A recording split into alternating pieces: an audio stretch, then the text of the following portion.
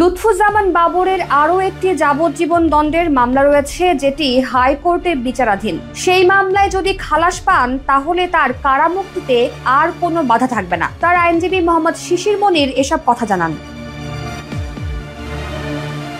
প্রায় 17.5 বছর আগে আটক হয়েছিলেন বিএনপির নেতৃত্বাধীন 4 দলীয় জোট সরকারের স্বরাষ্ট্র প্রতিমন্ত্রী।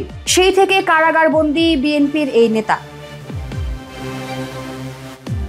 এর মধ্যে দুর্নীতি, 21 আগস্ট গ্রেনেড হামলা মামলা ও 10 ট্রাক অস্ত্র উদ্ধারের মতো ঘটনায় করা মামলায় তিনি দণ্ডিত হয়েছিলেন। তবে চলতি বছরের 5 আগস্ট ছাত্র জনতার আন্দোলনের মুখে শেখ হাসিনার দেশত্যাগের পর এসব মামলার আপিল শুনানি শেষে খালাস পাচ্ছেন লুৎফুজ্জামান বাবর। সবশেষ 18 ডিসেম্বর 10 ট্রাক অস্ত্র মামলার বিশেষ ক্ষমতা আইনে করা মামলায় খালাস পান তিনি।